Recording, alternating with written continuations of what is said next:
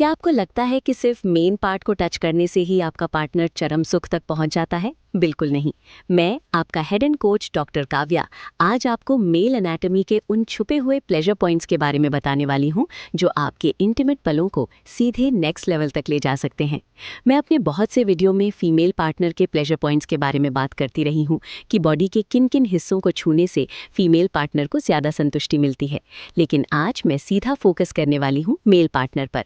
Male partner की body में कौन कौन से सेंसिटिव एरिया होते हैं और उनके प्लेजर पॉइंट्स आखिर कौन कौन से हैं, यही आज मैं आपको बताने वाली हूँ। क्योंकि ऐसा ज़रूरी नहीं है कि सिर्फ महिलाएं ही आनंद लें, पुरुषों को भी मज़ा लेने का पूरा हक है और ये बात फीमेल पार्टनर को भी पता होनी चाहिए। हर महिला को ये समझना चाहिए कि उसके पति के प्लेजर पॉइंट्स क्या हैं और वे कहाँ कहाँ मौजूद होते हैं। तो चलिए बिना समय गंवाए बात शुरू करते हैं। एक बात मैं पहले ही क्लियर करना चाहूँगी कि हर पुरुष की बॉडी अलग होती है, इसलिए सबका डिज़ायरेबल प्लेजर भी अलग होता है। हर व्यक्ति का सेंसिटिविटी लेवल अलग होता है और हर कोई एक जैसा फील नहीं करता। इसलिए जो पॉइंट्स मैं बताने जा रही हूँ ज़रूरी नहीं कि सभी हर किसी पर लागू हों। हो सकता है इनमें से 3 पॉइंट्स आपके पति पर ज़्यादा काम करें और 3 किसी और पर, लेकिन मैं आपको एवरेज प्लेजर पॉइंट्स के बारे में बता रही हूँ। सबसे पहला होता है निप्पल। सिर्फ महिलाओं का निप्पल ही प्लेजरेबल पॉइंट नहीं होता, पुरुषों का निप्पल भी उतना ही सेंसिटिव होता है। लेकिन सोचिए कितनी महिलाओं ने इसे कभी ट्राई किया है? कितनी महिलाएं अपने पति के निप्पल को टच करती हैं? कई बार तो पतियों के सीने पर बाल इतने ज़्यादा होते हैं कि निप्पल ढूंढना भी मुश्किल हो जाता है। तो मैं आपको बता दूं कि जैसे फीमेल पार्टनर के निप्पल सेंसिटिव होते हैं, ठीक उसी तरह मेल पार्टनर के निप्पल भी काफ़ी ज़्यादा सेंसिटिव होते हैं। इसलिए आप उन्हें हल्के से टच कर सकते हैं, प्यार से छू सकते हैं, अपनी जीभ से धीरे धीरे टच कर सकते हैं और उनके साथ प्ले भी कर सकते हैं। इससे पुरुषों को काफ़ी अच्छा और इंटेंस महसूस होता है। आज की एडवांस जनरेशन इंटीमेसी को बिल्कुल नए नज़रिए से देख रही है, इसलिए फोर प्ले के दौरान इन हिडन स्पॉट्स को एक्सप्लोर करना आपके बॉन्ड को इमोशनली और फिजिकली दोनों तरह से काफ़ी मजबूत बना देता है। मेल एनाटॉमी को समझना कोई टैबू नहीं है, बल्कि ये एक हेल्दी रिलेशनशिप की निशानी है, जिससे आपके पार्टनर को एक अलग ही लेवल की संतुष्टि महसूस होती है। अब बात करते हैं स्कैल्प की, यानी सिर के बालों वाले हिस्से की।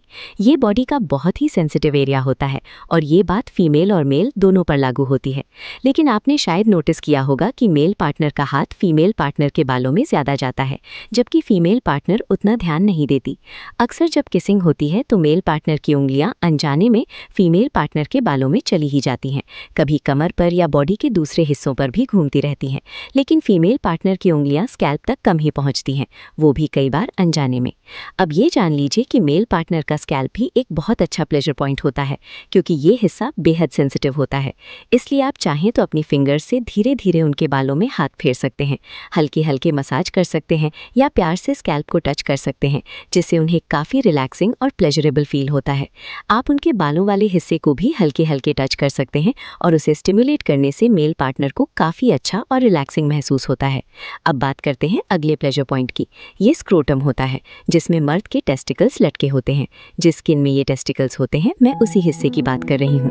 डायरेक्ट टेस्टिकल्स को टच करना हर किसी के लिए कंफर्टेबल नहीं होता, लेकिन जो स्क्रोटम की स्किन होती है वो बहुत ज़्यादा सेंसिटिव होती है। इसलिए बहुत से पुरुष इस बात से एग्री करेंगे कि जब उनकी फीमेल पार्टनर उस एरिया को हल्के से टच करती हैं, स्टिमुलेट करती हैं या प्यार से वहाँ ध्यान देती हैं, तो मेल पार्टनर को काफ़ी अच्छा और इंटेंस फील होता है। इससे उन्हें अलग तरह की प्लेजर फीलिंग मिलती है। इसलिए अगर आप फीमेल पार्टनर हैं और अब तक आपने इस पर ध्यान नहीं दिया, तो अब इसे धीरे धीरे एक्सप्लोर करना शुरू कर सकते हैं। अब अगला हिस्सा होता है एनस और स्क्रोटम के बीच का एरिया, जिसे पेरिनियम कहा जाता है। इस हिस्से में एक लाइन जैसी बनावट होती है और ये एरिया भी काफ़ी ज़्यादा सेंसिटिव होता है। यहाँ टच करने से मेल पार्टनर को काफ़ी इंटेंस सेंसिटिविटी महसूस होती है।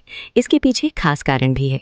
ये हिस्सा खुद में सेंसिटिव होता ही है, साथ ही इसके ठीक अंदर की तरफ प्रोस्टेट ग्लैंड मौजूद होता है, जिसकी वजह से ये एरिया और भी ज़्यादा सेंसिटिव बन जाता है और यहाँ हल्का स्टिमुलेशन भी मेल पार्टनर के लिए काफ़ी प्लेजरेबल महसूस हो सकता है। अगर उस हिस्से को आप हल्के से टैप करते हैं, प्यार से टच करते हैं, लिक करते हैं या उंगलियों से धीरे धीरे स्टिमुलेट करते हैं, तो इससे मेल पार्टनर को काफ़ी अच्छा और इंटेंस महसूस होता है। अब बात आती है उनके पेनिस की, जो पहले से ही बहुत ज़्यादा सेंसिटिव अंग होता है। ये तो नेचुरली ही सबसे ज़्यादा सेंसिटिव हिस्सों में से एक माना जाता है, लेकिन इसके अलावा भी कई ऐसे प्लेजर पॉइंट्स होते हैं जिन्हें आप पहले एक्सप्लोर कर सकते हैं।